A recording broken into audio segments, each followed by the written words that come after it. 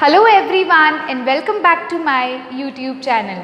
सो friends, आज का जो वीडियो लेक्चर है that is based on thermodynamics और आज हम करने वाले हैं लेक्चर नंबर 2। प्रीवियस लेक्चर के अंदर हमने देखा था what is system, what is surrounding और बाउंड्री क्या होती है। आज के इस वीडियो लेक्चर के अंदर हम देखने वाले हैं एक्सटेंसिव इंटेंसिव प्रॉपर्टी क्या होती है, साथ ही साथ हम स्टेट वेरिएबल्स, स्टेट पैरामीटर्स, इन सबको भी स्टडी करेंगे।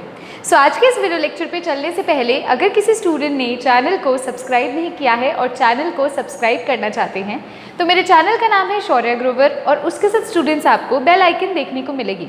बेल आइकन को प्रेस करने से क्या होगा, नेक्स्ट वीडियो डल चुकी है ये नोटिफिकेशन आपकी स्क्रीन पर खुद ब खुद आ जाएगी, तो बेल आइकन को भी प्रेस कर सकते हैं। अब स्टूडेंट्स हम देखते हैं हमारा आज का टॉपिक है जो कि है extensive and intensive property. Basically मैं आपको एक चीज़ बताती हूँ, कोई भी मैं कहती हूँ जो हमारे मैक्रोस्कोपिक पार्टिकल्स होते हैं, एक हमारे होते हैं माइक्रोस्कोपिक, एक हमारे होते हैं माइक्रोस्कोपिक और एक हमारे होते हैं मैक्रोस्कोपिक। मैक्रोस्कोपिक वो होते हैं जो बड़े होते हैं in size, like we consider about atoms, molecules या आयन्स, इन सब की बात करते हैं। तो उन केस में क्या होता है, हर किसी की प्रॉपर्टी होती है, ना, एक फिजिकल प्रॉपर्टी होती है, केमिकल प्रॉपर्टी होती है। फिजिकल प्रॉपर्टी के अंदर हम दो तरह की प्रॉपर्टी बेसिकली थर्मोडायनेमिक्स में स्टडी करते हैं। That properties are known as extensive property और कौन सी, इंटेंसिव। एक्सटेंसिव प्रॉपर्टी और दूसरी कौन सी होती है हमारी, दूसरी होती है इंटेंसिव। अब ये टर्म जो है आपको बहुत सुनने को मिलेगी, एक्सटेंसिव प्रॉपर्टी क्या है, इंटेंसिव प्रॉपर्टी क्या है। तो स्टूडेंट्स आपको एक बात बताती हूँ, एक्सटेंसिव प्रॉपर्टी वो प्रॉपर्टी होती है जो अमाउंट ऑफ मैटर पे डिपेंड करती है। कैसे, ठीक है, एक बार मैं आपको बताती हूँ, हेडिंग डालेंगे एक्सटेंसिव एंड इंटेंसिव प्रॉपर्टी। सबसे पहले हम बात करेंगे एक्सटेंसिव प्रॉपर्टी की और साथ ही साथ हम कंसीडर करने वाले हैं इंटेंसिव प्रॉपर्टी को, ठीक है। अब क्वेश्चन ये राइज करता है भी एक्सटेंसिव प्रॉपर्टी कौन सी होती है और इंटेंसिव कौन सी होती है। तो एक्सटेंसिव प्रॉपर्टी वो प्रॉपर्टी होती है जो अमाउंट ऑफ किस पे डिपेंड करती है, मैटर पे डिपेंड करती है, यानी कि जो मास पे डिपेंड करती है। ऐसी प्रॉपर्टी विच डिपेंड ऑन मास, जो किस पे डिपेंड करेगी, मास पे डिपेंड करेगी। और जो प्रॉपर्टी मास पे डिपेंड नहीं करेगी, जो इंडिपेंडेंट होगी मास की, that is known as intensive property. तो इंटेंसिव कौन सी होती है, इंडिपेंडेंट ऑफ मास, ठीक है। अब देखो कैसे, जैसे मैं बात करती हूँ वॉल्यूम की या मैं बात आपसे करती हूँ, चलो हम सबसे पहले एग्जांपल लेते हैं टेम्परेचर। सबसे पहले एग्जांपल है टेम्परेचर। मुझे बताओ क्या टेम्परेचर, ठीक है, क्या टेम्परेचर मैं कह सकती हूँ मास पे डिपेंड करता है, नहीं करता। तो टेम्परेचर क्या हो जाएगा, टेम्परेचर हमारा हो जाएगा इंटेंसिव प्रॉपर्टी। सिमिलरली अगर मैं आपसे बात करती हूँ भी, हम कंसीडर करते हैं मोल्स को, हम कंसीडर करते हैं मोल्स को, तो मोल्स किसके अंदर लाई करेगा, number of moles, mass, volume, ये सारे कहलाते हैं एक्सटेंसिव प्रॉपर्टी। एक्सटेंसिव प्रॉपर्टी वो है जो मास पे डिपेंड करेंगी। तो इसके एग्जांपल सबसे पहला तो मास खुद भी हो जाएगा, सेकंड हो जाएगा वॉल्यूम। सेकंड क्या हो जाएगा, वॉल्यूम। ये क्यों हो जाएगा, देखो मान लो मैं आपको बोलती हूँ कि मेरे पास एक बॉक्स है, ठीक है, मैं बोलती हूँ भी इस पूरे बॉक्स का वॉल्यूम जो है वो करीबन 20 सेंटीमीटर क्यूब है, और फिर मैं कहती हूँ इस रीजन का, जैसे मैं शेड कर रही हूँ, इस रीजन का जो वॉल्यूम है वो कितना होगा, क्या वो भी 20 सेंटीमीटर क्यूब होगा, नहीं होगा ना, उसका कुछ कम पार्ट होगा। लेकिन यदि मैं आपको बोलूँ भी, मान लीजिए कोई एक सब्सटेंस है, इसका कुछ ना कुछ मैं कहती हूँ टेम्परेचर है, या मैं कुछ ना कुछ कहूँ प्रेशर है, इस पूरे का जो प्रेशर है वही इस छोटे से रीजन का भी प्रेशर होगा। प्रेशर चेंज नहीं होता, प्रेशर जो पूरी बड़ी सब्सटेंस का है वही छोटी सब्सटेंस का होगा, लेकिन वॉल्यूम ज़रूर चेंज होगा। वॉल्यूम क्यों चेंज होगा, क्योंकि वो लेंथ पे डिपेंड करता है, वो मास पे डिपेंड करता है। वॉल्यूम होता है लेंथ का क्यूब, एरिया होता है लेंथ का स्क्वायर, तो कहीं ना कहीं वो लेंथ की वजह से मास पे डिपेंड कर रहे हैं। इस पूरे क्यूब का वॉल्यूम इस छोटे क्यूब के वॉल्यूम से मैच नहीं करता, डिफरेंट होता है, लेकिन इन दोनों का प्रेशर, इन दोनों का टेम्परेचर सेम हो सकता है। मतलब क्या हुआ, मतलब ये हुआ भी वॉल्यूम किस पे डिपेंड कर रहा है, मास पे डिपेंड कर रहा है, लेकिन प्रेशर और टेम्परेचर मास पे डिपेंड नहीं कर रहे हैं। तो वॉल्यूम या कोई भी ऐसी प्रॉपर्टी जो किस पे डिपेंड करती है, मास पे डिपेंड करती है, उसको हम बोलते हैं एक्सटेंसिव प्रॉपर्टी। और ऐसी प्रॉपर्टी जो मास पे डिपेंड नहीं करती, इंडिपेंडेंट ऑफ मास होती है, उसे हम बोलते हैं इंटेंसिव प्रॉपर्टी। तो अब मैं आपके सामने कुछ एग्जांपल्स अगर लेके आऊँ, आपने यही सोचना है। अगर मैं कुछ एग्जांपल लेके आऊँगी, आप पहले ये देखोगे भी क्या ये पूरी वाली जो प्रॉपर्टी है, ये पूरे उसकी सेम रहेगी कंटेनर की, और उस कंटेनर के छोटे से पार्ट की भी सेम रहेगी या डिफरेंट रहेगी? तो सबसे पहली चीज़ हम यही लिखेंगे भी मास डिपेंडेंट प्रॉपर्टी कौन सी है? एक्सटेंसिव। मास इंडिपेंडेंट प्रॉपर्टी कौन सी होती है? इंटेंसिव होती है। सेकेंड चीज़ स्टूडेंट्स हम इसमें लिखेंगे, इसमें हम ये भी लिख सकते हैं which depends upon the quantity of matter. Quantity मतलब कुछ अमाउंट, क्वांटिटी मतलब कुछ अमाउंट, तो उसे मैंने मास से रिप्लेस कर दिया। अब अगर मैं आपको यदि बोलती हूँ भी एग्जांपल्स लेते हैं, सबसे पहला मैंने बोला मास है, वॉल्यूम है, फिर हम एग्जांपल लेते हैं मोल्स। मोल्स भी किसके अंदर आते हैं? मोल्स भी हमारे आते हैं एक्सटेंसिव प्रॉपर्टी के अंदर। मोल्स भी इसके अंदर आएंगे। उसके अंदर क्या क्या आएगा? उसके अंदर आएगा टेम्परेचर, उसके अंदर आएगा प्रेशर, प्रेशर भी सेम रहेगा, चाहे एक बड़े मतलब उसका ले लो गैस कंटेनर का और उसके अंदर एक छोटे से रीजन का प्रेशर ले लो, प्रेशर तो सेम ही रहता है, प्रेशर कांस्टेंट रहेगा, ठीक है, प्रेशर की वैल्यू थोड़ी चेंज होगी। और फिर है बॉइलिंग पॉइंट। आप एक मुझे बात बताओ, बॉइलिंग पॉइंट भी सेम रहेगा? ऐसा तो है नहीं ना भाई।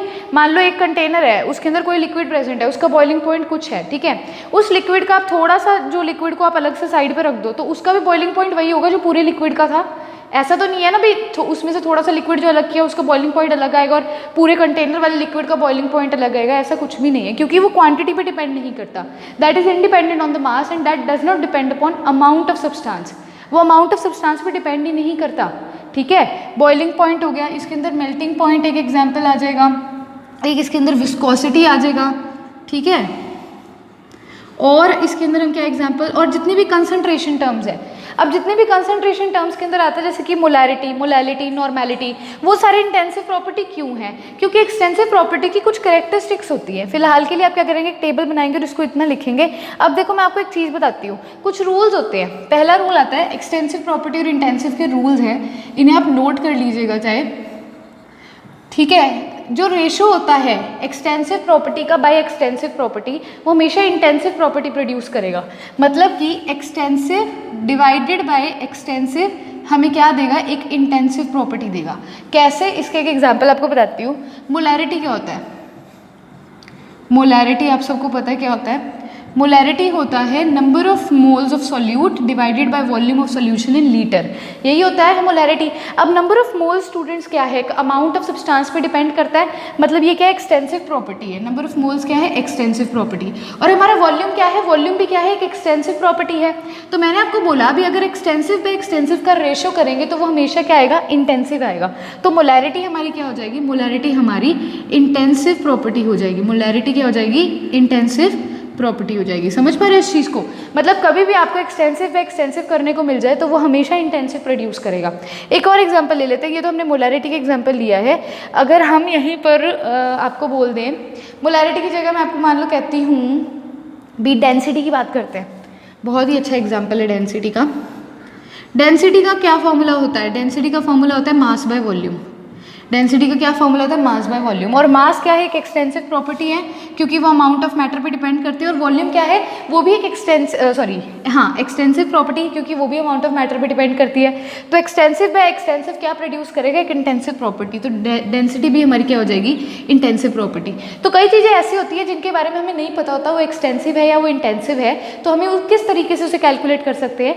हमें बेसिक तो पता है भी एक्सटेंसिव क्या होता है, अमाउंट ऑफ मैटर पे डिपेंड करता है। उसके एग्जाम्पल्स जो छोटे छोटे हमें याद खुद ब खुद हो जाते हैं, जैसे मास हो गया, वॉल्यूम हो गया, नंबर ऑफ मोल्स हो गया, ये तो याद ही हो जाता है।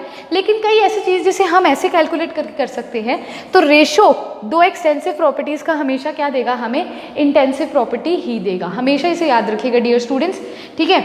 एक और चीज़, एक सेकेंड रूल इसका ये होता है भी एक्सटेंसिव प्रॉपर्टी होती है ना जो हमारी, सेकेंड रूल इसका ये होता है भी extensive property are additive in nature. Extensive property क्या होती हैं? Extensive property are additive in nature, मतलब इन्हें ऐड किया जा सकता है लेकिन इंटेंसिव को नहीं किया जा सकता। ये एडिटिव होती है नेचर में बट इंटेंसिव को नहीं किया जाता। तो ये चीज़ हमेशा याद रखिएगा, बहुत इंपॉर्टेंट चीज़ है ये, और बच्चे इसमें गलती भी करते हैं। तो कोई भी दो एक्सटेंसिव प्रॉपर्टी उनको ऐड करोगे तो उनको एडिटिव होती है। एक्सटेंसिव प्रॉपर्टी को ऐड किया जा सकता है लेकिन इंटेंसिव प्रॉपर्टी को कभी भी ऐड नहीं किया जा सकता। इस चीज़ को हमेशा याद रखेंगे डियर स्टूडेंट्स, हमेशा से। ठीक है। अब आप देखते हैं, और अब मैं आपको ना एग्जांपल्स लिखवा देती हूँ। आपको मैंने क्या बता दिया, पहले मैंने बता दिया एक्सटेंसिव प्रॉपर्टी क्या होती है, इंटेंसिव प्रॉपर्टी क्या होती है, फिर दो रूल्स जो मेन इंपॉर्टेंट थे, एक तो रेशो वाला रूल हो गया, एक एडिटिव वाला रूल हो गया, ये बता दिया। अब हम करेंगे एग्जाम्पल्स एक्सटेंसिव और इंटेंसिव के। तो अब एक क्या करो आप ना, मतलब शीट को हाफ पोर्शन में डिवाइड कर सकते हो, और एक तरफ आप लिखेंगे एक्सटेंसिव, मैं ई से लिख रही हूँ, और एक तरफ हम क्या लिखेंगे, इंटेंसिव। ठीक है, इसके अंदर हम, अब आप सोच समझ के बताओगे भी किसके अंदर कौन सा एग्जाम्पल लाई करेगा। सबसे पहले तो मास वाला कर लेते हैं। मास हमें पता है कैसी प्रॉपर्टी होती है, एक्सटेंसिव प्रॉपर्टी होती है, क्योंकि वो अमाउंट ऑफ मैटर पे डिपेंड करती है। सेकंड क्या हो सकता है एक्सटेंसिव के अंदर, सेकंड हो सकता है वॉल्यूम, क्योंकि वो भी किस पे डिपेंड करता है, अमाउंट ऑफ मैटर पे डिपेंड करता है ना, अमाउंट ऑफ सब्सटेंस पे डिपेंड करता है। थर्ड हम इसके अंदर क्या ले सकते हैं, थर्ड हम लेंगे नंबर ऑफ मोल्स, क्योंकि वो भी किस पे डिपेंड करते हैं, किस पे डिपेंड करते हैं, अमाउंट ऑफ मैटर पे डिपेंड करते हैं। नंबर ऑफ मोल्स को हम स्मॉल एन से रिप्रेजेंट करते हैं, है ना। और हम इसके अंदर क्या ले सकते हैं स्टूडेंट्स, और इसके अंदर आएगा हीट कैपेसिटी। आगे जाके मैं बताऊंगी हीट कैपेसिटी क्या होती है, फिलहाल के लिए इसके अंदर लिख लीजिए। और इसके अंदर आएगा हीट कैपेसिटी।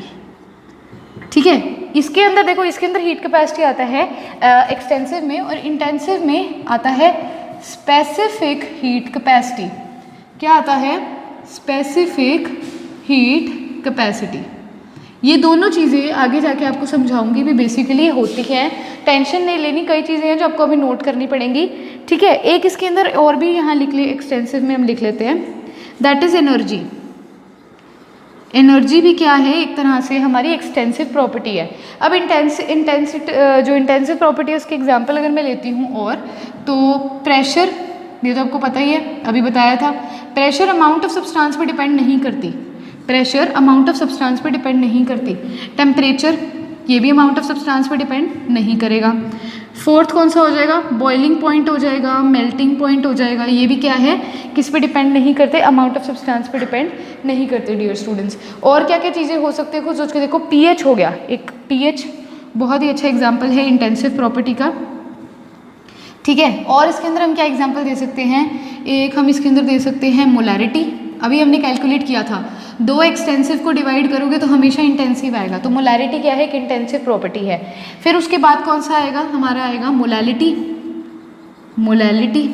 और इसके अंदर और क्या आ सकते हैं, मतलब ये जो कंसंट्रेशन टर्म्स है ये तो आएंगी। नॉर्मेलिटी, नॉर्मेलिटी भी बहुत इंपॉर्टेंट है। ये भी मतलब आपको देखो, इसमें बच्चे कंफ्यूज हो जाते हैं, बच्चे क्या करते हैं, इसको एक्सटेंसिव में डाल लेते हैं, लेकिन ये इंटेंसिव प्रॉपर्टी क्यों, क्योंकि जब दो एक्सटेंसिव को, इसको फॉर्मूला खोल के देखो, दो एक्सटेंसिव को डिवाइड करोगे तो इंटेंसिव प्रॉपर्टी ही आएगी, जो हमारा क्या है, रूल है बेसिकली। ठीक है, और इसके अंदर हम क्या ले सकते हैं, mole fraction, viscosity, mole fraction.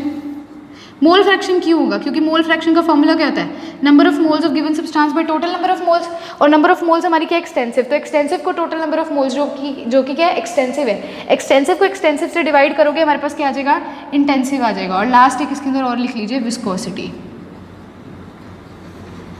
ठीक है डियर स्टूडेंट्स, तो अब आपको ये पता चल गया अभी एक्सटेंसिव के अंदर क्या लाई करते हैं और इंटेंसिव के अंदर क्या लाई करते हैं, जो कि बहुत ही इंपॉर्टेंट, और बच्चों से ना पेपर में सीधा पूछ लिया जाता है भी, आपसे पूछ लिया जाएगा मोलैरिटी एक्सटेंसिव है इंटेंसिव है, या फिर आपको दे दिया जाएगा which of the following is extensive property, या फिर which of the following is intensive property. Options को चेक करना है और आपने बताना है, ठीक है। या फिर वो सीधा रूल भी आपको लिख के दे सकता है, एक्सटेंसिव बाय एक्सटेंसिव इंटेंसिव देगा, या फिर वो दे देगा एक्सटेंसिव बाय इंटेंसिव एक्सटेंसिव देगा, नहीं। तो आपने हमेशा चेक करना है भी दो एक्सटेंसिव प्रॉपर्टीज का रेशो हमेशा इंटेंसिव होता है, ये रूल होता है। और सेकंड रूल क्या होता है, extensive properties are additive in nature, हम उन्हें ऐड ऑन कर सकते हैं। ठीक है डियर स्टूडेंट्स, अब आप देखते हैं स्टेट वेरिएबल्स क्या होते हैं, स्टेट पैरामीटर्स क्या होते हैं। देखो अब जो हमारा टॉपिक है बहुत इंटरेस्टिंग टॉपिक है, स्टेट वेरिएबल्स स्टेट पैरामीटर्स। तो आप हेडिंग डालेंगे स्टेट वेरिएबल्स, या फिर इसे हम कह सकते हैं स्टेट पैरामीटर्स भी बोल सकते हैं, ठीक है। तो बेसिकली स्टेट वेरिएबल्स या स्टेट पैरामीटर्स क्या होते हैं, जो स्टेट की कंडीशन को डिफाइन करते हैं। Any substance which defines the condition of a given, मतलब मैं कहूँ भी कंटेनर या कुछ भी, ठीक है। तो जो किसी भी सिस्टम की पूरी कंडीशन को हम एक्सप्लेन कर देंगे। एग्जाम्पल आपको एक देती हूँ, मान लीजिए मेरे पास क्या है, एक क्लोज कंटेनर है, इस क्लोज कंटेनर का मैं प्रेशर बोलती हूँ 1 atm है, टेम्परेचर मैं बोलती हूँ 273 केल्विन है, और वॉल्यूम मैं बोलती हूँ, फॉर एग्जाम्पल लेट ही करना है 100 ml ऐड कर लेते हैं। ये एक मेरे पास कंटेनर है और इसका प्रेशर इतना है, टेम्परेचर इतना है, वॉल्यूम इतना है। और कुछ टाइम बाद, आप कुछ टाइम भी छोड़िए, आप मुझे खुद बताइए इसके अंदर इस कंटेनर को डिफाइन करने के लिए क्या क्या यूज़ किया जा रहा है? प्रेशर, टेम्परेचर और वॉल्यूम। तो प्रेशर, टेम्परेचर और वॉल्यूम क्या कहलाएंगे? स्टेट वेरिएबल्स, या फिर मैं कहूँगी state parameters. State variables, state variables या फिर स्टेट पैरामीटर्स वो क्वांटिटी होती हैं जो किसी स्टेट को डिटरमाइन करती हैं। तो इस कंटेनर के अंदर कितना प्रेशर है, कितना वॉल्यूम है, कितना टेम्परेचर है, ये उसे डिफाइन कर रही है। 20 कंटेनर के अंदर इतना प्रेशर है, इतना टेम्परेचर है, इतना वॉल्यूम है, तो ये इसकी स्टेट को डिफाइन कर रही है। तो ये क्या कहलाएगी? स्टेट वेरिएबल कहलाएगी, या फिर ये क्या कहलाएगी? स्टेट पैरामीटर कहलाएगी। ठीक है, अब देखिए कौन से होते हैं स्टेट वेरिएबल या स्टेट पैरामीटर्स, उनके एग्जाम्पल अपन लिख लेते हैं। ठीक है, स्टेट वेरिएबल कौन से होते हैं? सबसे पहला होगा स्टूडेंट्स प्रेशर। सबसे पहला कौन सा होगा? प्रेशर। प्रेशर किसी भी कंटेनर को डिफाइन करता है, भी इसके अंदर कितना प्रेशर है, तो प्रेशर को हम क्या बोल सकते हैं? स्टेट वेरिएबल, जो उसकी स्टेट को बता रहा है, अभी वो इतने प्रेशर पर प्रेजेंट है, इतने एटीएम पे गैस उसके अंदर फिल की जा सकती है। ठीक है, फिर होता है वॉल्यूम। वॉल्यूम, उसके बाद आप लिख सकते हो टेम्परेचर। टेम्परेचर, और क्या स्टेट वेरिएबल्स हो सकते हैं? खुद सोचिए, और क्या क्या देख सकते हो, और क्या क्या चीज़ें होती हैं जो किसी स्टेट को डिफाइन करती हैं? नंबर ऑफ मोल्स, है ना, नंबर ऑफ मोल्स भी तो हम कंसीडर करते हैं सिस्टम के अंदर। और क्या हो सकती है? एंट्रोपी हो सकती है। एंट्रोपी जो है अपना शायद नेक्स्ट टॉपिक है, तो हम उसको स्टडी करेंगे। एंट्रोपी होती है, एंथैल्पी होती है, मतलब ये सारी हीट से रिलेटेड वाली टर्म्स जो इस चैप्टर में हम देखेंगे। ठीक है, entropy, enthalpy, Gibbs free energy, तो वो सारा कुछ हम इस चैप्टर के अंदर ही क्या करेंगे? स्टडी आउट करेंगे। एक होता है इंटरनल एनर्जी, वो भी क्या करते हैं? हम किसी स्टेट को डिफाइन करने के लिए यूज़ करते हैं, इंटरनल एनर्जी। तो ये सब क्या कहलाते हैं? स्टेट वेरिएबल्स कहलाते हैं। स्टेट वेरिएबल्स वो वेरिएबल्स होते हैं जो किसी स्टेट या किसी कंटेनर या किसी सिस्टम की प्रॉपर्टी के बारे में हमें बताते हैं। भी बेसिकली उसके अंदर कितना प्रेशर है, कितना वॉल्यूम प्रेजेंट है, कितना टेम्परेचर प्रेजेंट है, ये सब। ठीक है, अब मैं अगर आपको एक चीज़ बोलती हूँ, जो स्टेट वेरिएबल्स होते हैं, और मतलब स्टेट फंक्शन क्या होता है, पाथ फंक्शन क्या होता है, मैं आपको ये चीज़ एक्सप्लेन करती हूँ। देखो, सबसे पहले आपको एक चीज़, एक डायग्राम्स अगर मैं बना के दिखाऊँ, आप सबको याद होगा प्रेशर और वॉल्यूम के बीच में, प्रेशर और वॉल्यूम के बीच में हमने ग्राफ बनाया था बॉयल्स लॉ के अंदर। बॉयल्स लॉ में क्या होता था? टेम्परेचर कांस्टेंट होता था, तो हमें किस प्रकार का, कुछ इस प्रकार का ग्राफ देखने को मिलता था। एक सेकंड मैं इसको दोबारा बनाती हूँ। देखिए, अगर मैं बोलती हूँ मेरे पास एक ग्राफ है, कुछ इस प्रकार से ग्राफ है, ये क्या है? एक ये पाथ है, एक ये पाथ है।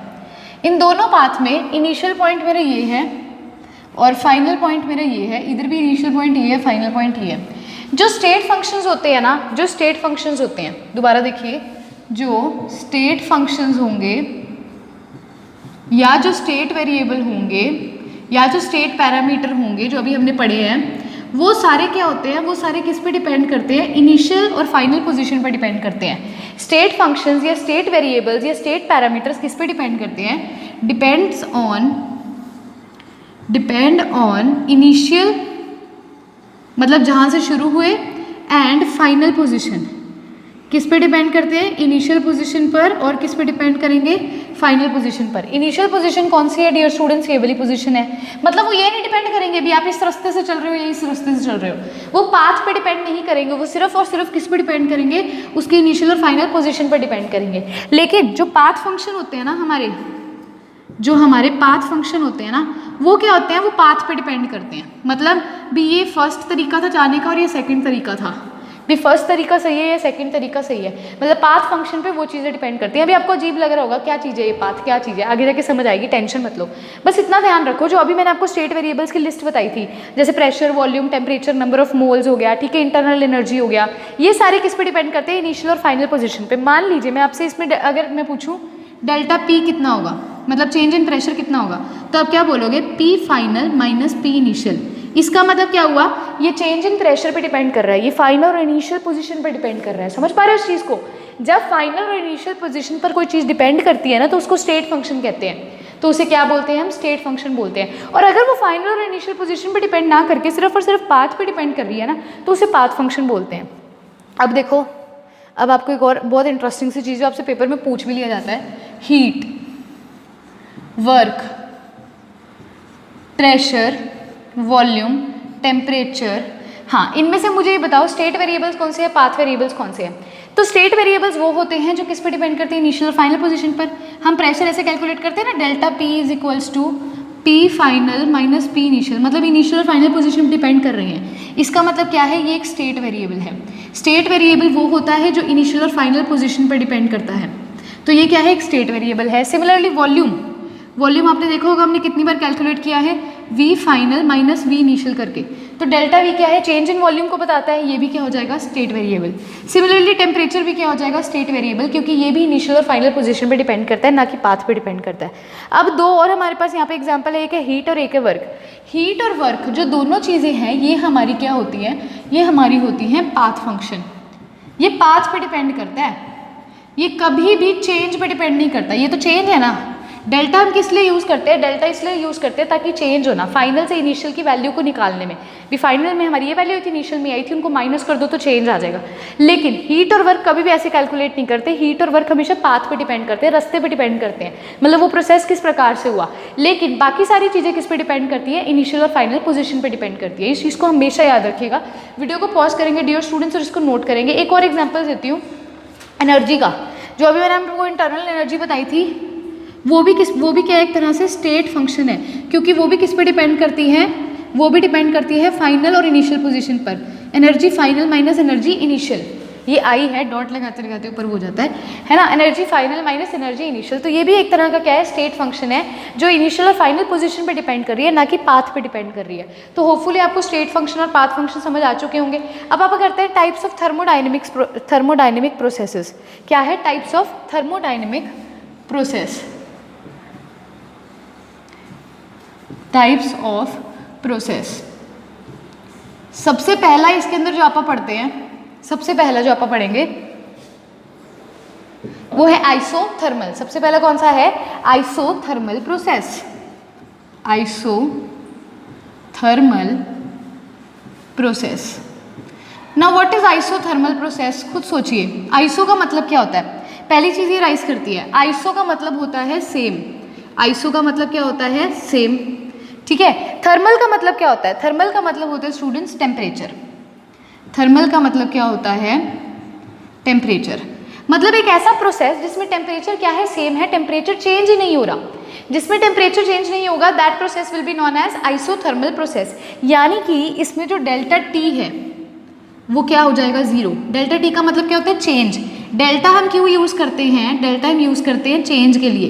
तो चेंज इन टेम्परेचर क्या हो जाएगा, जीरो। क्यों, क्योंकि टेम्परेचर तो चेंज नहीं और टेम्परेचर तो सेम है, टेम्परेचर तो कांस्टेंट रहेगा। इनिशियल टेम्परेचर भी वही है और फाइनल भी वही है, क्योंकि उसने बोला आइसो का मतलब होता है सेम, यानी कि टेम्परेचर की वैल्यू क्या रहेगी, सेम रहेगी, इनिशियल पे भी फाइनल पॉइंट पे भी। तो डेल्टा टी क्या हो जाएगा, जीरो हो जाएगा डियर स्टूडेंट्स। अब एक आपको और चीज़ बताती हूँ, इसका ग्राफ पूछा जाता है आइसोथर्मल का। हम उसको कैसे बनाते हैं, देखो हम ना, आपको बॉयल्स लॉ याद होगा, प्रेशर और वॉल्यूम के बीच में जब हमने बॉयल्स लॉ बनाया था, बॉयल्स लॉ बोलता है at constant temperature, at constant temperature P जो है वो इन्वर्सली प्रोपोर्शन हो जाता है V के।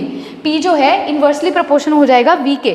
तो जब मैं P और V के बीच में ग्राफ बनाती हूँ ना स्टूडेंट्स, तो वो कुछ इस प्रकार से मिलता है, तो हमें कुछ इस प्रकार से मिलता है। तो ये जो ग्राफ हमें देखने को मिलता है, ये किसका ग्राफ हमें देखने को मिलता है, ये ग्राफ होता है आइसोथर्मल प्रोसेस का, जिसमें हमारा डेल्टा टी क्या होता है, डेल्टा टी होता है जीरो, यानी कि चेंज इन टेम्परेचर क्या होगा, जीरो हो जाएगा। क्लियर है। अब देखो मैं पता क्या करने वाली हूँ, इस ग्राफ को तो मैं यहाँ बड़ा सा बनाऊंगी साइड पे, क्योंकि जितने भी प्रोसेसेस है ना, हम एक ग्राफ में उसको प्लॉट करेंगे।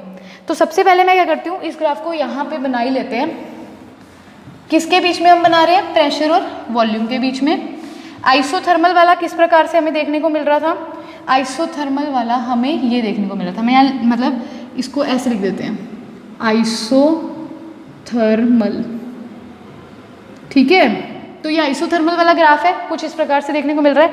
अब अपन देखते हैं सेकंड प्रॉपर्टी, आइसोथर्मल हो गया, एक होता है आइसोकोरिक और एक होता है आइसोबारिक, ठीक है। आइसोथर्मल तो ये हो गया। अब आइसोबारिक क्या होता है स्टूडेंट्स, आइसोबारिक होता है जिसमें प्रेशर कांस्टेंट होता है। ऐसा क्यों होता है, मुझे कैसे याद हुआ ये सब, सोचो। अब इतने सारे प्रोसेस हैं, इतनी बड़ी केमिस्ट्री है, कैसे याद करेंगे। प्रेशर की यूनिट होती है बार, इसीलिए आइसोबारिक का मतलब क्या हुआ, आइसो का मतलब होता है सेम, बार का मतलब प्रेशर की यूनिट है, तो जिसमें प्रेशर सेम होगा वो प्रोसेस कहलाएगा आइसोबारिक प्रोसेस। ठीक है, अब इस ग्राफ के अंदर आके देखिए, इस ग्राफ में प्रेशर सेम कब होगा, प्रेशर सेम अब होगा, मानते हो? स्ट्रेट लाइन, इधर देखो, ये प्रेशर है, ये वॉल्यूम है। जब मैं ऐसे स्ट्रेट लाइन यहाँ से बना दूंगी, इसका मतलब क्या है, प्रेशर सेम है, प्रेशर इस पोजीशन पर क्या है, सेम रहेगा, चाहे वॉल्यूम जितना मर्जी बढ़ाते रहो। ठीक है, तो ये लाइन क्या इंडिकेट करती है, ये लाइन इंडिकेट करती है आइसोबारिक प्रोसेस को। आइसोबारिक मतलब जिसमें प्रेशर क्या है हमारा सेम रहेगा, तो डेल्टा पी क्या हो जाएगा इस केस में, जीरो हो जाएगा। और एक बार फिर से रिवाइज करते हैं, प्रेशर हमारा क्या होता है, एक स्टेट वेरिएबल होता है। स्टेट वेरिएबल वो होता है जो इनिशियल और फाइनल पॉइंट पे डिपेंड करेगा, और यहाँ पर इनिशियल और फाइनल पॉइंट सेम है, इसीलिए डेल्टा पी क्या हो जाएगा, जीरो, और ये इसका क्या हो जाएगा, ग्राफ बन जाएगा आइसोबारिक। तो यहाँ पर देखो सेम है प्रेशर, मान लो इसकी वैल्यू 1 2 3, तो 3 प्रेशर पे कांस्टेंट है, तो ये लाइन देखने को मिल रही है, जब प्रेशर सेम होगा तो आइसोबारिक हो जाएगा। अब आते हैं स्टूडेंट्स नेक्स्ट प्रोसेस जिसको हम बोलते हैं आइसोकोरिक, जिसको हम क्या बोलेंगे, आइसोकोरिक बोलेंगे। देखो नाम से ही सब कुछ पता चल जाएगा, आइसोकोरिक यूज होता है वॉल्यूम के लिए। आइसोकोरिक किसके लिए यूज करेंगे हम, वॉल्यूम के लिए यूज करेंगे आइसोकोरिक। आइसो का मतलब होता है सेम, और कोरिक हमने वॉल्यूम के लिए यूज किया है, तो जिसके अंदर वॉल्यूम सेम है, सेम वॉल्यूम वाला जो प्रोसेस होता है उसे बोला जाता है आइसोकोरिक। यानी कि जो डेल्टा वी है जब वो जीरो हो जाएगा, चेंज इन वॉल्यूम क्या हो जाएगा, जीरो। क्यों मैंने बोला चेंज इन वॉल्यूम, मुझे कैसे पता, देखो चेंज इन वॉल्यूम को हम कैसे लिखते हैं, V final minus V initial. अब जब मैंने बोल ही दिया अभी सेम वॉल्यूम रहेगा चाहे कोई भी कंडीशन है, मतलब इनिशियल वैल्यू भी सेम है और फाइनल वैल्यू भी सेम है, तो अगर इनिशियल मान लो 20 है, फाइनल भी 20 है, क्योंकि आइसोकोरिक का मतलब यही होता है, तो 20 माइनस 20 कितना हो गया, जीरो हो गया। मतलब जब वॉल्यूम सेम होगी तो उसके अंदर चेंज इन वॉल्यूम यानी कि डेल्टा वी कितना हो जाएगा, जीरो हो जाएगा, कांस्टेंट हो जाएगा। अब आप खुद सोच के बताइए, जैसे हमने प्रेशर के लिए ऐसे किया था, अगर मैं इसके लिए भी ऐसे एक बनाऊँ ग्राफ, ये प्रेशर ये वॉल्यूम, तो क्या ग्राफ बनेगा, एक स्ट्रेट लाइन ऐसे बनेगी, मानते हो ना। ये देखो, जैसे मैं इसको थोड़ा बड़ा आपको बना के दिखाती हूँ। हाँ जी, अब देखो मान लो मैं आपको बोलती हूँ, अगर मैंने इधर प्रेशर लिया, इधर वॉल्यूम लिया, वॉल्यूम मैंने 1 2 3 4 5, मैं बोल रही हूँ कि वॉल्यूम सेम रहेगा, मान लो वॉल्यूम 3 ml है, 3 ml ही रहेगा, तो ग्राफ कैसे बनेगा, ऐसे बनेगा, भी वॉल्यूम तो चेंज हो ही नहीं रहा, प्रेशर चाहे जितना मर्जी बढ़ाते रहो। तो इसका ग्राफ हमें किस प्रकार से स्टूडेंट्स देखने को मिलेगा, इसका ग्राफ हमें कुछ इस प्रकार से देखने को मिलेगा। तो ये जो लाइन है ये किसे इंडिकेट करती है, ये इंडिकेट करती है आइसोकोरिक प्रोसेस को। किसे इंडिकेट करेगी, आइसोकोरिक प्रोसेस को करेगी। अब देखो हमारा जो नेक्स्ट प्रोसेस आता है, जो हमारा नेक्स्ट प्रोसेस आता है, मैं तब तक इसको इरेज करती हूँ, एक बार आप ग्राफ को प्रॉपर बनाओ। हाँ जी, पहला हमने किया आइसोथर्मल, दूसरा हमने किया आइसोबारिक, तीसरा हमने किया आइसोकोरिक। अब जो हम करने लगे हैं इसको हम बोलते हैं एडियाबैटिक प्रोसेस। इसको क्या बोलते हैं, एडियाबैटिक प्रोसेस, एडियाबैटिक प्रोसेस। अब आपको याद होगा मैंने जो प्रीवियस लेक्चर है उसमें एक आपको बताया था कि बाउंड्री एडियाबैटिक हो सकती है। एडियाबैटिक वो होती है जिसमें चेंज इन हीट क्या होता है, हीट का एक्सचेंज होता ही नहीं है, तो हीट एक्सचेंज नहीं होगा तो डेल्टा क्यू क्या हो जाएगा, डेल्टा क्यू क्या हो जाएगा, जीरो हो जाएगा। जिसमें हीट एक्सचेंज ही नहीं हो पा रही, हीट ट्रांसफर ही नहीं हो पा रही, उस प्रोसेस को बोलते हैं एडियाबैटिक प्रोसेस। और उसका जो स्टूडेंट्स ग्राफ है ना, उसका जो ग्राफ है वो हमें ऐसे देखने को मिलता है। ये वाली जो थी हमारी आइसोथर्मल की थी, उससे जो थोड़ी सी स्लोप उसकी कुछ इस प्रकार से होती है। तो ये वाली किसके लिए यूज की जाती है, एडियाबैटिक के लिए। तो आप इस ग्राफ में देख सकते हो, सबसे पहला प्रोसेस मैंने आपको एक्सप्लेन किया आइसोथर्मल। आइसोथर्मल वो होता है जिसमें टेम्परेचर कांस्टेंट होता है। आइसो का मतलब होता है सेम, थर्मल मतलब टेम्परेचर, जिसमें टेम्परेचर सेम है उसके लिए हम ये यूज करते हैं। अब उसके लिए हाइपरबोला कर्व क्यों आई, क्योंकि हमने पढ़ा था बॉयल्स लॉ में pressure is inversely proportion to volume. जब टेम्परेचर कांस्टेंट होता है तो जब वो उसकी इन्वर्सली प्रोपोर्शन होगा तो हमें हाइपरबोला कर्व देखने को मिलेगी। ठीक है, तो ये आइसोथर्मल का हो गया। फिर हमने देखा आइसोबारिक क्या होता है। आइसो का मतलब होता है सेम, बारिक का मतलब होता है प्रेशर। जब प्रेशर सेम होगा तो हमें कैसे देखने को मिलेगी curve, straight line. Pressure same है मतलब इस पॉइंट पर देखो प्रेशर सेम है तो हमें ऐसी लाइन देखने को मिलेगी, ये होता है आइसोबारिक। आइसोकोरिक होता है जब वॉल्यूम सेम हो तो हमें ऐसी लाइन देखने को मिलेगी, भी इस वॉल्यूम पर देखो बिल्कुल सेम कांस्टेंट वॉल्यूम है, चाहे प्रेशर बदल रहा है टेम्परेचर बदल रहा है कोई फर्क नहीं पड़ता। ठीक है। वॉल्यूम सेम होने का मतलब क्या है, आइसोकोरिक है। फिर आता है एडियाबैटिक। एडियाबैटिक का मतलब होता है हीट ट्रांसफर ही नहीं हो रही है। जब हीट ट्रांसफर ही नहीं हो रही है तो डेल्टा क्यू क्या हो जाएगा, 0, और हमें ये ग्राफ देखने को मिलता है। अब एक लास्ट प्रोसेस जो आता है साइक्लिक प्रोसेस, 4th तक मैंने आपको बता दिया। लास्ट प्रोसेस आता है साइक्लिक प्रोसेस। साइक्लिक प्रोसेस क्या चीज़ है, साइकिल का मतलब क्या होता है, एक जगह से शुरू हो गए उसी जगह पर क्या आ जाओगे आप, वापस मुड़ के आ जाओगे, उसको हम क्या बोलते हैं, एक साइक्लिक प्रोसेस बोलते हैं। कैसे मैं कह सकती हूँ, देखो जैसे मान लो मैं ये ग्राफ बनाती हूँ, अगर मैं एक ग्राफ प्लॉट करती हूँ किसके बीच में, वही प्रेशर और वॉल्यूम के बीच में एक ग्राफ प्लॉट करूँगी, मैं बोलती हूँ मैंने यहाँ से शुरू किया इनिशियल पॉइंट से और फिर मैं वापस इसी पॉइंट पे आ गई, तो ये क्या होता है, एक साइकिल बन जाता है। इसे क्या बोलते हैं, साइकिल।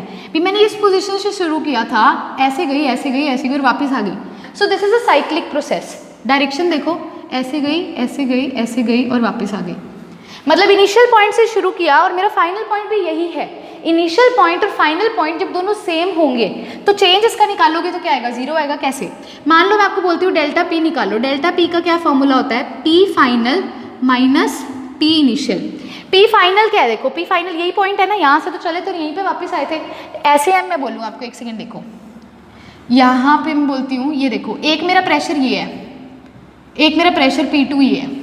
P2 माइनस P1 में कुछ भी करूँगी 0 ही आएगा। द रीज़न इज क्योंकि ये एक साइक्लिक प्रोसेस है। साइक्लिक प्रोसेस में कोई भी चेंज हो, साइक्लिक प्रोसेस में कोई भी चेंज हो वो हमेशा क्या आएगा, 0 आएगा। तो यहाँ पर अगर मैं आपसे डेल्टा P पूछती हूँ, डेल्टा V पूछती हूँ, डेल्टा T पूछती हूँ, कुछ भी पूछूंगी वो 0 ही आएगा। द रीज़न इज क्योंकि ये क्या है, एक तरह से प्रेशर, वॉल्यूम, टेम्परेचर सारे के सारे स्टेट वेरिएबल्स है जो इनिशियल और फाइनल पोजिशन पर डिपेंड करते हैं। और साइक्लिक प्रोसेस में इनिशियल पॉइंट और फाइनल पॉइंट क्या होता है, सेम होता है। इनिशियल पॉइंट और फाइनल पॉइंट क्या होगा, सेम होगा। तो डेल्टा P भी क्या हो जाएगा, 0 हो जाएगा। डेल्टा V भी क्या हो जाएगा, 0 हो जाएगा। डेल्टा T भी क्या हो जाएगा, हमारा 0 हो जाएगा। लेकिन डेल्टा Q जो है वो 0 नहीं होगा। आप खुद सोचो, डेल्टा Q 0 क्यों नहीं होगा। मैंने बोला यही इनिशियल पॉइंट है, यही फाइनल पॉइंट है।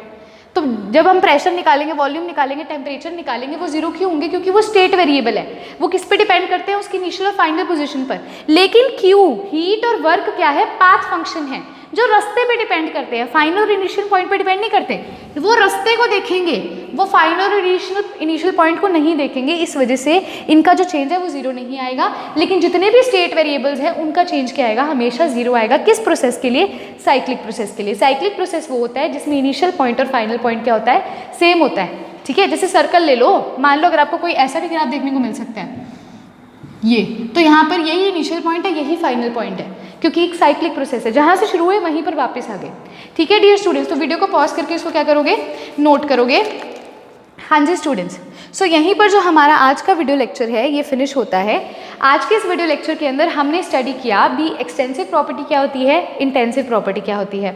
एक्सटेंसिव कौन सी होती है, जो अमाउंट ऑफ मैटर पे डिपेंड करती है, और इंटेंसिव कौन सी होती है, जो उस पर डिपेंड नहीं करती है ना। उसके बाद हमने उसके कुछ रूल्स देखे, 2 रूल्स थे, फिर हमने कुछ एग्जाम्पल्स में क्लासीफाई किया। फिर हमने देखा स्टेट वेरिएबल्स क्या होता है, जो किसी भी कंटेनर की, किसी भी गैस की स्टेट को, उसकी कंडीशन को डिफाइन करता है ना। उसके बाद हमने क्या देखा, टाइप्स ऑफ थर्मोडायनेमिक प्रोसेसेस देखे। अब नेक्स्ट वीडियो लेक्चर के अंदर हम लेके आएंगे नेक्स्ट टॉपिक को। अगर आज का वीडियो लेक्चर आपको अच्छा लगा है तो लाइक कर दीजिए, बहुत अच्छा लगा है तो आप चैनल को सब्सक्राइब भी कर सकते हैं, वीडियो को शेयर भी कर सकते हैं, और अगर किसी ने बेल आइकन को प्रेस नहीं किया तो वो बेल आइकन को भी प्रेस कर सकते हैं। Thanks a lot dear students, have a good day.